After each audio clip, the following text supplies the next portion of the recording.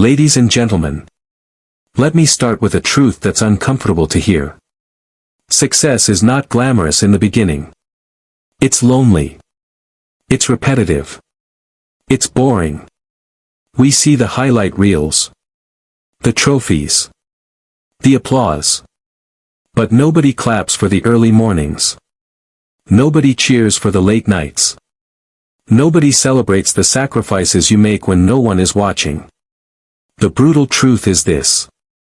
Most people don't fail because they're incapable. They fail because they are inconsistent. They wait to feel motivated. They wait for the perfect time. They wait for confidence to arrive. But winners? They move before they feel ready. They act before they feel confident. They show up even when they feel tired, bored, or scared. Now let's talk about mindset. Your mindset is not just how you think. It's how you interpret pain, failure, and delay. When an average person fails, they say, "Maybe this isn't for me." When a growth-driven person fails, they say, "Good. This means I'm learning." Same failure. Different meaning. Different future. Your life doesn't change when your situation changes. Your life changes when your interpretation changes. If you believe you're unlucky, life feels unfair. If you believe you're responsible, life becomes powerful. The brutal truth. You will never outperform the story you tell yourself. Now let's get even more uncomfortable. Time control. Everyone says, "I don't have time." No. You have time. You just give it to things that don't build your future. You have time for scrolling, complaining, distractions, comfort. But not for learning, practicing, planning, building. Time doesn't disappear. It gets assigned. And every day, whether you realize it or not, you vote for the life you're going to have. With how you spend your hours. Your future is not decided by your dreams. It's decided by your daily schedule. If you don't control your time, your habits will. If you don't design your day, your distractions will. Here's another brutal truth. Success is mostly invisible. It looks like saying no when others say yes. Training when others relax. Staying disciplined when others quit. Choosing long-term results over short-term pleasure. Nobody sees the grind. But everybody sees the result. And when they do, they call it luck. Let me leave you with this. You don't need more motivation. You need more standards. You don't need more time. You need more control. You don't need more talent. You need more discipline. Because in the end, success is not about doing extraordinary things once. It's about doing ordinary things extraordinarily well. Every single day.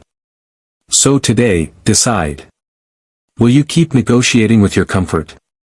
Or will you start commanding your time, your mindset, and your actions? The world doesn't reward potential.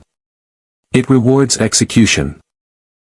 People love the idea of success because the idea is shiny, dramatic, and exciting.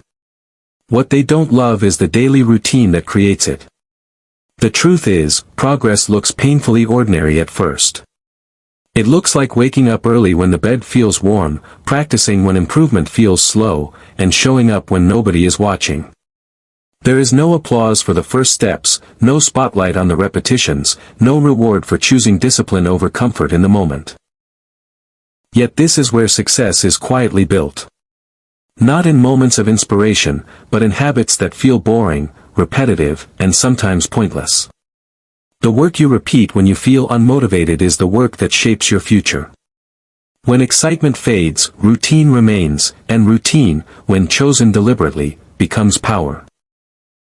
The people who go far are not the ones who feel inspired every day, but the ones who keep moving when the work feels dull, when progress feels invisible, when the results feel distant. There will be days when the effort feels wasted, when nothing seems to change, when it feels like you are standing still. Those moments are dangerous because they tempt you to quit. This is where most people turn back, not because the path is wrong, but because the early stages are quiet and unrewarding. Growth is subtle before it is visible. Strength is built before it is noticed. Skill is formed before it is praised. If you can stay with the process during these silent stages, you gain an advantage most people never earn. Boredom is not a sign to stop, it is a test of commitment. The ability to keep going without emotional reward is a skill that separates those who drift from those who build something real.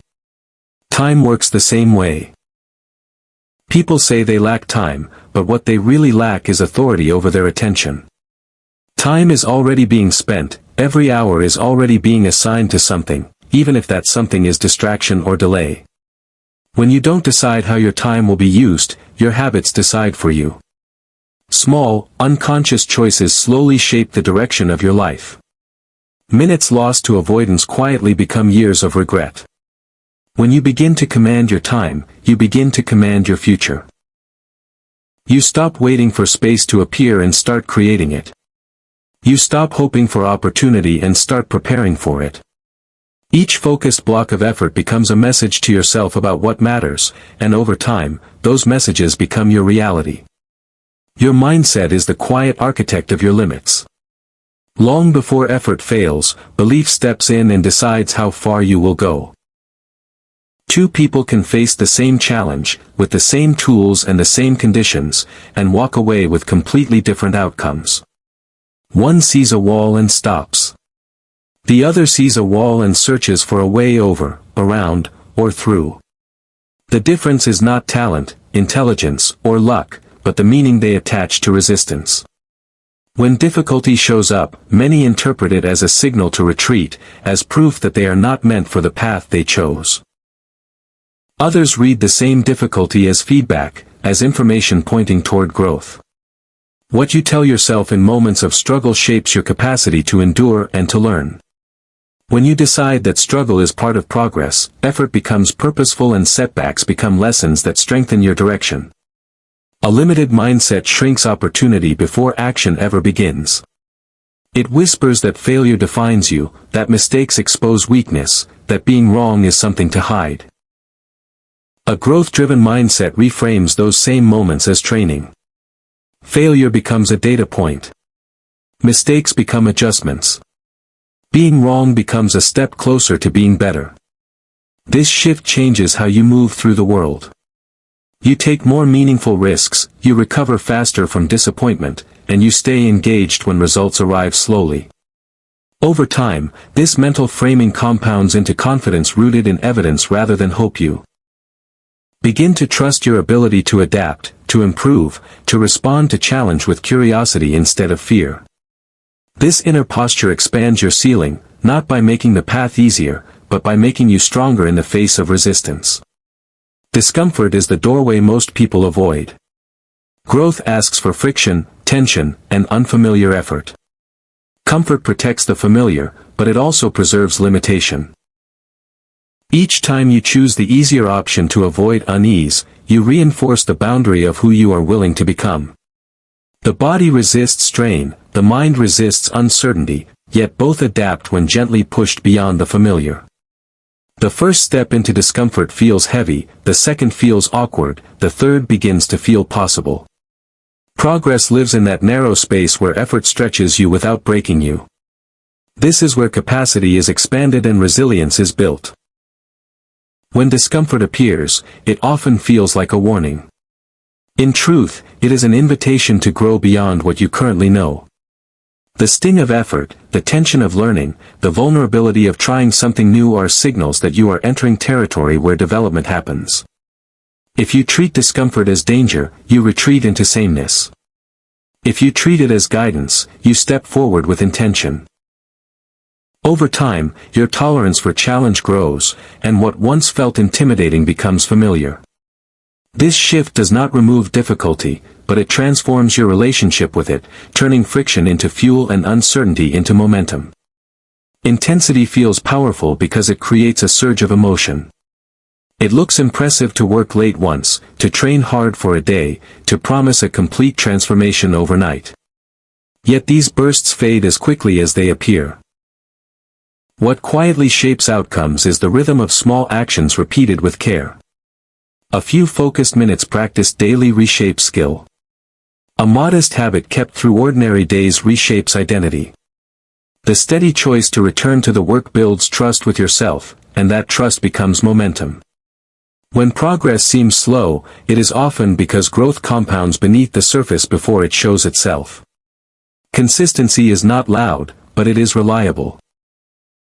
It removes the need for heroic effort because it spreads effort across time, turning strain into structure and pressure into pace. The mind resists repetition because repetition feels unremarkable. Yet repetition is how mastery is formed. Muscles strengthen through steady loading. Understanding deepens through revisiting ideas with fresh attention. Character forms through repeated choices when no one is watching. When the urge to wait for a perfect moment appears, returning to a simple routine protects progress. This is how ordinary days become extraordinary over time. Each small return to the task casts a vote for the person you are becoming. Over months, these votes create evidence that you can rely on your own follow-through, and that evidence builds quiet confidence rooted in action. Focus has become rare, and rarity gives it power. Attention scattered across constant noise drains energy without producing depth. When every notification pulls at the mind, intention dissolves into reaction. The ability to choose one meaningful task and remain with it is a form of respect for your future. Focus creates clarity, and clarity turns effort into results. It is not about doing more, but about doing fewer things with greater care. Depth beats breadth when the goal is real progress. A single hour of undivided attention can move the needle more than a full day of distracted motion. Guarding attention requires boundaries. This means deciding what deserves access to your mind and what does not. It means creating spaces where thinking can deepen and effort can settle into flow. At first, stillness may feel uncomfortable because the mind is used to stimulation. With practice, quiet becomes fertile ground for insight and learning. Each time you return your attention to the chosen task, you strengthen the muscle of presence. Over time, focus stops feeling like restraint and starts feeling like freedom, because your energy is no longer being spent everywhere at once, and your progress begins to move with direction and coherence. There comes a moment when waiting becomes a habit. Many people pause for permission, for validation, for a sign that it is finally time to begin. This waiting quietly transfers responsibility outward, placing the direction of a life into circumstances, opinions, and chance. Ownership changes the posture of the mind. When you accept that no one is arriving to arrange your progress, your choices sharpen. You begin to ask better questions of yourself. You take smaller, steadier steps instead of grand promises. You design your environment to support follow-through.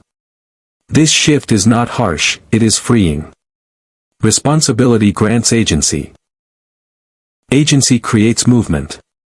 Movement builds evidence that action matters, and that evidence becomes confidence grounded in experience rather than hope. Self-leadership is practiced in ordinary moments.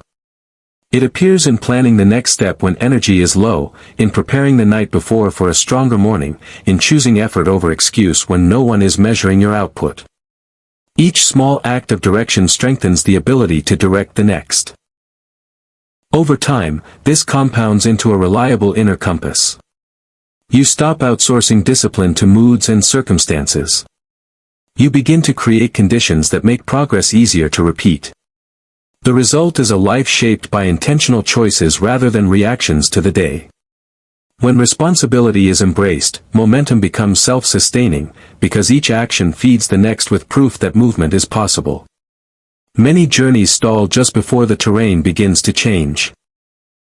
Fatigue arrives, doubt grows louder, and progress feels thin. This is the stretch where most people turn back, mistaking temporary discomfort for permanent limitation. The mind seeks relief and frames quitting as wisdom. Yet endurance often asks for one more deliberate step, then another, until the landscape subtly shifts. Progress is not always visible at the edge of capacity, but capacity expands when approached with patience.